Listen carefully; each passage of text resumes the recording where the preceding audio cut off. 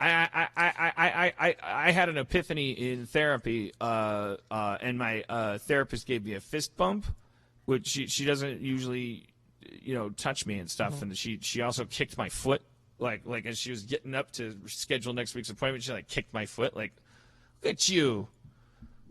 She called me. She said I was transforming. No. Transforming. So I'm just trying to. I'm transcending my. Roll out. My native. Fuck it. You Whatever. transcended your native what? I don't know. The thing that makes me naturally an asshole. Tell me more about your epiphany, Dan. Well, it doesn't. Yeah, I mean, whatever that was just her report card. I don't. That's not why I do therapy. Well, I don't do it to win therapy. I would say I won. If my lesbian therapist reached across the table and fist bumped me and then give me a little footsie kick, I would say that's certainly transformational. Right. Like you have graduated. And she's a married lesbian, by the way. For those who don't watch. Jesus Christ! Oh, fuck! Oh no! Oh no! Oh dear heavens! Oh boy! Dan was about to talk about his spiritual epiphanies. Rob Schraub in the house. Unsolicited Schraub. Yeah. Serenade you tonight. Hey, welcome to me. Welcome to you.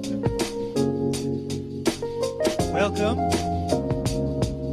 to let's fuck it. Wow. I bailed. I mean, You made a pretty brave entrance, and then you. yeah. Steve said, "Hey, you should just walk up on stage." Well, people love that, and it didn't go wrong at any point. It was just funny to watch you charge into the Lake Michigan on a banana leaf, and it could be a boogie board. It's probably not going to be a boogie board.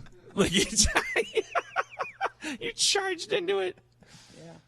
All right. That's what I did. Well, What did I interrupt? Spiritual journey? You've got something? You got something cooking? He was transcending something. Well, we opened the show with something I just came up with in the moment. Oh, let's hear it. I said let's open the show with the ad, and we'll do a MeUndies ad. They'll still get their money's worth. No, they got their ad. If what we did in the beginning was If that's not good enough for MeUndies, then my MeUndies can go fuck themselves. well, for all we I'm know, wearing them right now. They might have paid for a middle of the podcast ad. We don't. All I'm saying is they're still going to get whatever they paid for. I was at the march yesterday for our lives for the kids that don't want to get shot to death in schools, and I went through my MeUndies drawer, and I was like, what's the right MeUndies underwear to wear at a march for kids that don't want to get shot to death at school? And I had them. It was the ones with the little peace signs, the much loved ones. What are those called? I had my. Where's the peace sign? The peace fingers, Where's the peace fingers? It's all over. There's a bunch of little tiny peace signs. It's not there. I might still be wearing them. Don't. Yeah. Don't. Do it. You might still be wearing He's them. still wearing What'd them, you ladies and gentlemen. Wake up in a ditch? Yeah. I woke up with a taste of probably no gun control laws in my mouth because nothing matters. Well, yeah, I wore my actual gun control MeUndies. They had guns with X's on them. For real? Yeah. No. So that's probably why it didn't work, because you weren't wearing the right underwear. Well, So what was your ad at the beginning of the show? It was a great MeUndies ad. Yeah? I did like a. Why don't we'll run through it? Let's just start it over. Can we take the lights back We'll down? give them the 20 Okay, second version. how about this? Dan Spencer, how about this? We redo it, but now Rob is in this scene. Okay. So he gets to interact. That way as it'll we be way like. better. But Rob, you don't have That to. sounded sarcastic. No, it didn't. All right. I mean, if you want to do the light cue. I don't have the switch. I wasn't talking to you. Well, you gestured to me. You did a little bit. Good night, Spencer. ho, ho, ho. Whoa, Donner. Hold on there on the left there, Jetson. Go slower on this now melting rooftop. I guess it's a little easier to land on it now that it's April. It's a living. The chipmunks are out, and I'm unpacking my bag of things to give to everybody. Time to go over to the... What? Hey, I don't know who the fuck you are. Get off the fuck of my roof. I got a gun over here. I got an AR-15. MeUndies! Blind him! The underwear are like bats, and they like swarm him. Huh! Try surrounding yourself in a variety of patterns. Fuck you, come every month. Pop, pop, pop, pop, pop, pop, pop, pop, pop, pop, pop, pop. You'll have The to... MeUndies blocked all the bullets. It must be the micromodal fiber. Up into the sky! MeUndies, and that's harmontown.com/MeUndies. You see how Rob being in the scene just instantly plussed it. Again, sarcasm. No, that was honesty. That was proving that my past sarcasm was indeed honesty. I think it's this that's making it feel sarcastic. It certainly makes me harder to read. Yeah. Yeah. Put your hands somewhere else. No. Yes, Spencer always looks like he's answering a call from like the 1970s. Talk to me. Hello, 1970s. This is McGillicuddy. I'm Mrs. McGillicuddy. Oh. Oh, by the way, I forgot you. to tell the audience there's no guest tonight, and there's nothing. There's no video tonight You would be also. wrong. and I don't think I have anything. Isn't Rob Schraub a guest enough? No. Of course he is. Rob Schraub is guest enough. He's a regular. Rob Schraub is I could tell you. Dr. Guest enough. Dr. Guest enough. Welcome to another edition of Harmontown. I'm your host, Dr. Guest Enough. Tonight, we're going to be watching Godzilla vs. Mothra, and we'll be learning how to make Jell-O ice cubes. Now, here's a commercial for Kmart, your saving place.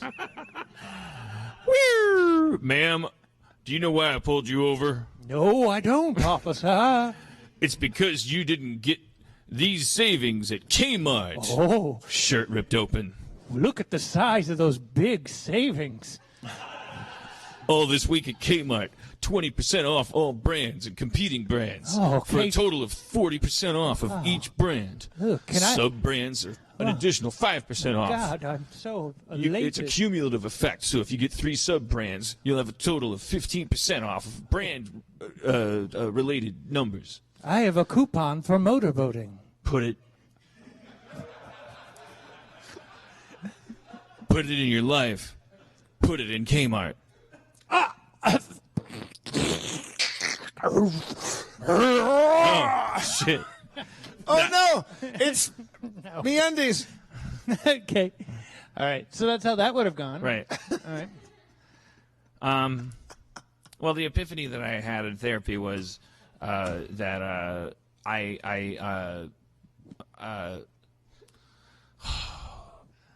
You're gay. there's Nothing wrong with that. everybody in the world, no matter how far away they live from anyone else, like we're all we're all in a crowded warehouse. You can't move without touching everybody. It's like if you go to anything where there's a bunch of people. Like a crowded warehouse. Right, like a crowded warehouse. So I'm really undercutting my epiphany. It doesn't sound that good anymore. I'm totally listening. No, I want to hear this. But I have been making the mistake of, because if you pursue what you want, like if you follow your goal, like whatever that goal is, but it can't be too complicated. It can't be, for instance, I got to get out of the warehouse, because then you're just going to get irritated, because all you can really do in the foreseeable future is like move through a bunch of people. But your goal might be like, I want to get to the west side of the warehouse. I've never been over there. But ultimately, whatever the goal is, it all falls under the giant heading of I want to be happy. So therefore, and then you have these like goals. So the thing has to be not about the people that you're like. Then there's all this stuff. So you have to, whenever you move through a crowd, you're constantly having to go, excuse me, sorry, no, that's okay, that's all right. There's people, it's just a mess, you know. People are a mess. Like we just, everyone's at cross purposes, and you're trying to be polite and graceful, and you don't want to be part of the problem, and all of that stuff's happening, and it's causing you like a lot of anxiety. So like my epiphany was that I have been, because of maybe like early on, I was like, oh wow, this is the worst part, right? It's the part where you have to go like this. So what can I do about that part? Which made me feel like I was being in the moment and being like aware, because if people who think about their goals are heartless people, because then they walk through everybody because they're going that way. But you don't have to choose between those two things. Like but people who, when we shrink back like that and we go, oh, my goal is I want to be the best person in the world. I want to not step on any toes, and or if someone steps on my fucking toe this time, you know, like that, we get into those moods. Like I'm just gonna police my fucking like. You're drawn back into this like thing, and then like you could do a lot of good that way. You could even be like, you could become a kind of art installation, because you could be like, here's what I'm gonna do because of the situation. Like I'm gonna stick my thumb in my mouth and like blow on it, and like but it. This is the part where I can't bring it home, but I'm just saying, like, now I understand, like, the people that I like are the people that they don't shrink back that far to the point where they're just doing what everyone's doing, which is going, I hope nobody hates me. Because if we all do that, well, maybe arguably that would be utopia. But like, I think I want to like follow this meandering dot of I want to be happy and get better, having accepted that any path takes you across everybody. I want to get better at saying excuse me and I'm sorry and you're forgiven and oh no problem and excuse me, no, I didn't see that. Are you saying like it's the like when you're trying to navigate through that crowd and you're trying really hard not to bump into anybody, not to interact, and not to step on anybody's toes, but also you don't want to touch sweaty people and stuff like that. That's what's making you not happy or miserable, and you should just learn to kind of like be okay bumping into being touched or like going, hey, how you doing? Or being, is that what you're saying? Or enjoying the... Well, I'm using it as a model and saying like, you know, first of all, no wrong answers except for each individual. So let's say that you don't like let's say that that's like your, so there's some people that go to a concert because they genuinely want to like fucking like rub up against people or even be punched by them or risk that fact. Like there's just, and then there's serial predators who flock to the situations of a crowd because they can grope you and pretend it's not their fault, or like there's no value to this situation. Like there's no good and evil observable. You just zoom in on the individual. Are you within this writhing sea of people that you can't escape? Are you going to define your entire life by the moment to moment, like, oh, that guy wouldn't have done that if he had any respect for me, and I just hurt that person more than I should have, and I should. And there's it's almost like you're talking emotional and physical, like emotional interactions, or simply physical interactions. I'm talking about down in the encounter to encounter level of your human existence, and then not pulling back to the size of a planet so that you become a nihilist and go, sheeps to the slaughter, give me more bacon and forensic file. I'm saying, like, if you pull back to a resolution that's like one person's anxiety about every encounter they have to have as they move through life as one corpuscle in a stream of them, or one cockroach in a nest of them, or one like pick whatever beautiful or disgusting thing you want to say. We're part of a biomass. So if you pull back a couple of those human units, not 1,000, not 1,000,000, but just like 10 or something, like the amount of energy it takes to decide that you want to leave a party because you don't like it. Like, well, in order to do that, I'd have to, like, I might be so intent on leaving this party that I'm going to end up hurting. It's like you could just charge out. You could charge out the door. Metaphorically, you could, like, knock over coffee tables. Not to mention step on someone's toe without apologizing, and then like, even God, imagine like the Irish goodbye factor of, like, Susan was upstairs taking a shit when I left, and I don't know. Yeah, you said bye to me and not taking me. a beeline out the door is, like, I've always considered it as it's a dichotomy between there's a binary choice between total self-interest and altruism, but that was not true. It was a binary choice between living a life of total self-paralyzing anxiety and knowing who the fuck I am. Right. Like, because this is easy. Being anxious. Going, everybody hates me. Everybody loves me. I hope I don't do that. Yeah, I think you get it. It's like, it's like, I'm like, that's my excuse to, like, do nothing and go nowhere. So have you put that into play? Like, since No. I just thought of it like Friday. But well, how about this? Can you put that into play? Can you, like, activate that part of you? Well, I opened the show with a Christmas ad from Yundies. You fucking did. I had an epiphany with my therapist this week. You found out she was my therapist. No. And then I paid her It's to keep an eye on you. It's a different therapist. You're spying on Rob through your therapist? No, I hope not.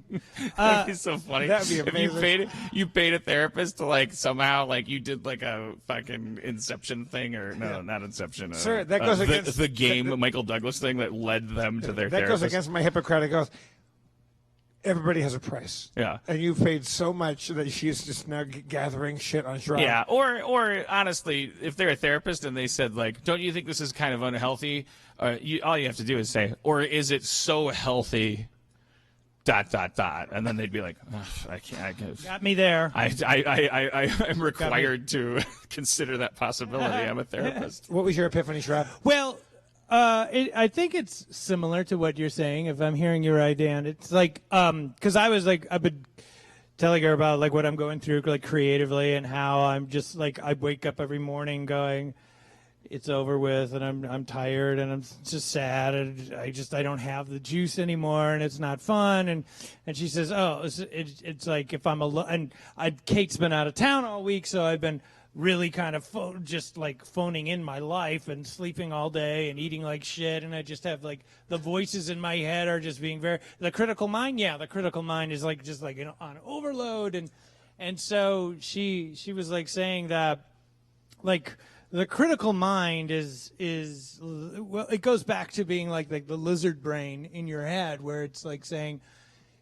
stay in your cave, stay away from the unknown, keep your belly full, don't take any chances. Risk averse.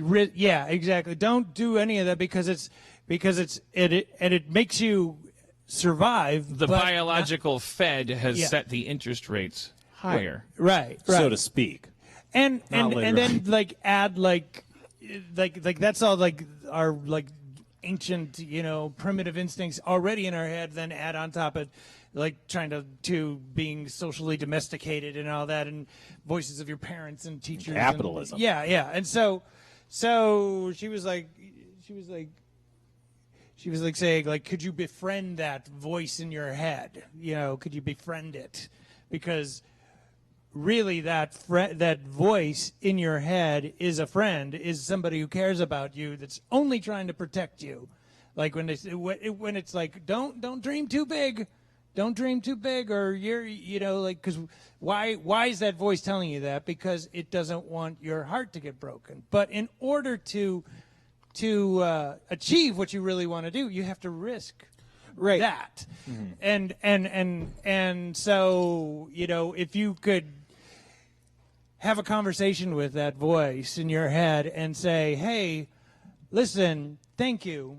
I'm sorry I was so angry about trying to push you away. I should embrace you.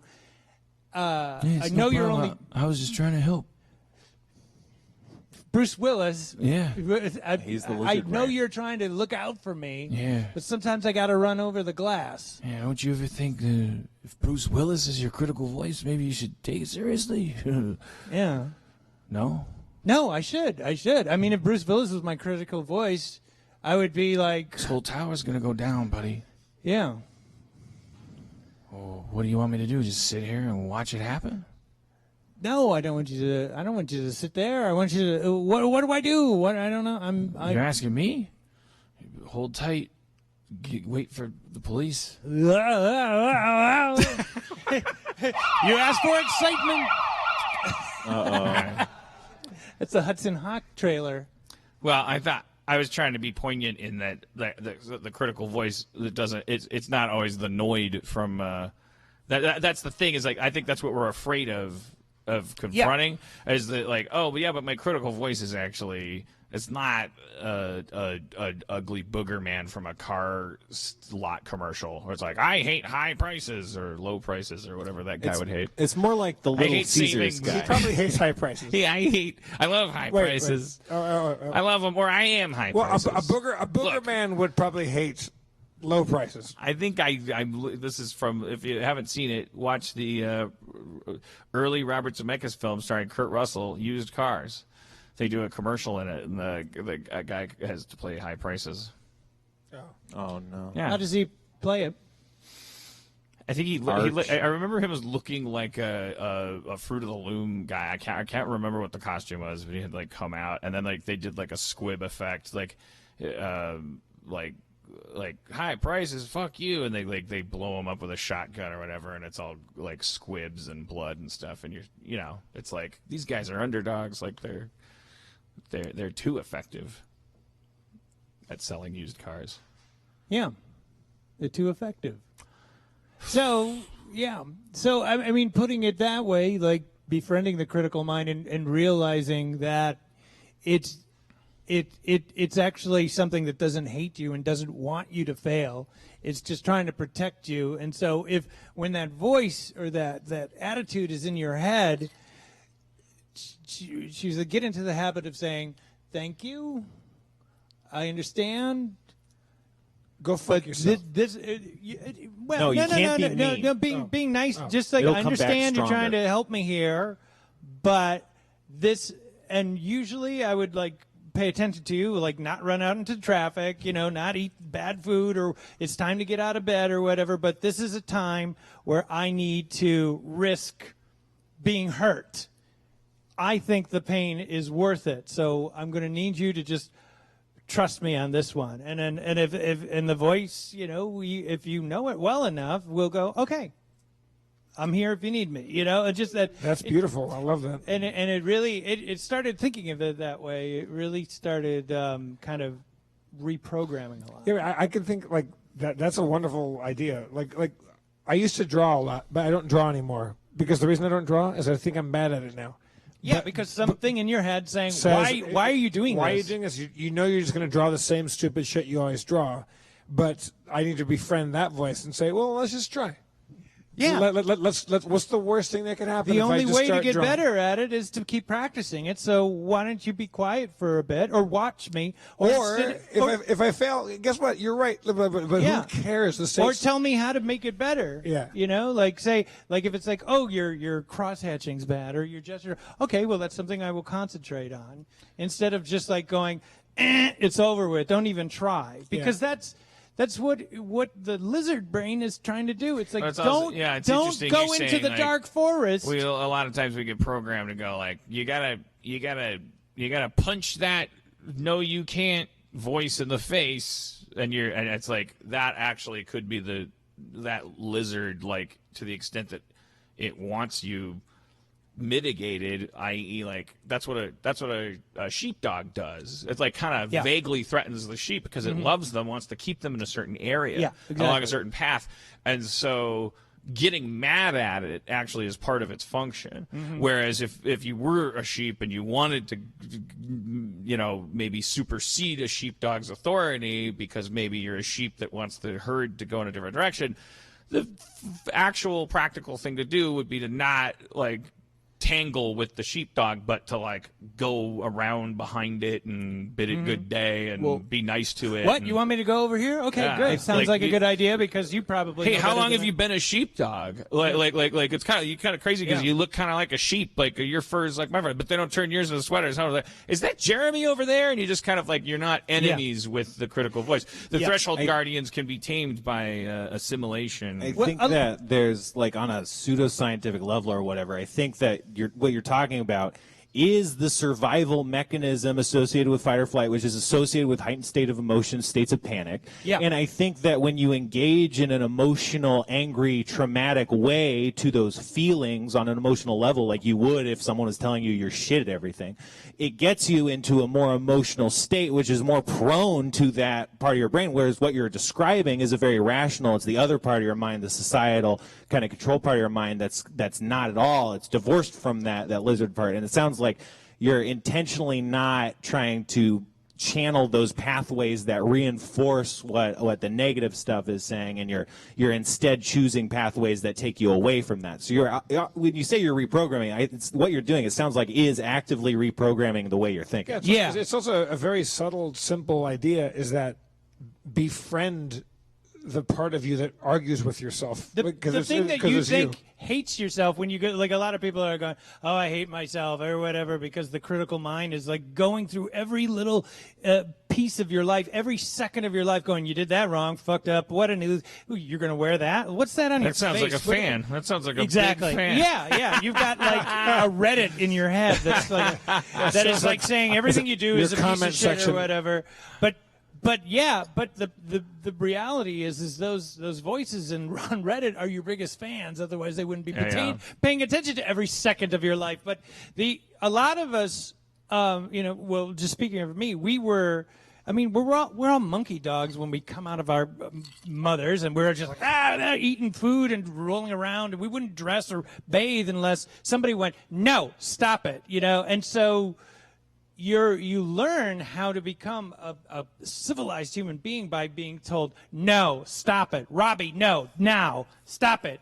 No, do you have to do that? And it's like, you hear that voice over and over and over again, and that's programmed into your head. And still into adulthood, I hear my mom's voice going, no, oh, you're lazy, stop doing it. And this was just her way of saying, I'm worried that you just have you're to not hear that voice when you're doing something that has nothing to do with the things that she was in charge of, which is keeping you from falling downstairs, walking to the street, touching hot stoves. Like it's not. And her she's fault not even that person anymore, and I'm not that. No, she was. You only had that relationship with that stuff, but then it's called toxic shame when it's like misappropriated. But it's very much like when Lolly is barking at a skateboard that goes by. I've learned to. What is this thing? Yeah. I learned that if I clap my hands, she'll go she'll flinch and she'll stop barking. And so so now whenever she does anything bad, I'll clap my hands, not even hard, and I'll be on the other side of the room, and she knows that that's time to stop. So I'm her critical mind now. Every time she thinks she's doing something, she's going to be in her head thinking like. And if she wanted to succeed as an animal, she would learn to befriend that critical mind, perhaps fetch its balls once in a while, and then one fateful day eat its throat in its sleep, come on. and go into. Wait, that's over the line. I mean, killing me? Yeah, I'm gonna What? say killing me is over the line. Yeah, it's a Lighten up. You're reacting like I said something bad about her, like I made a joke about hurting an animal. You're the No, I'm your friend. all right, okay, all right.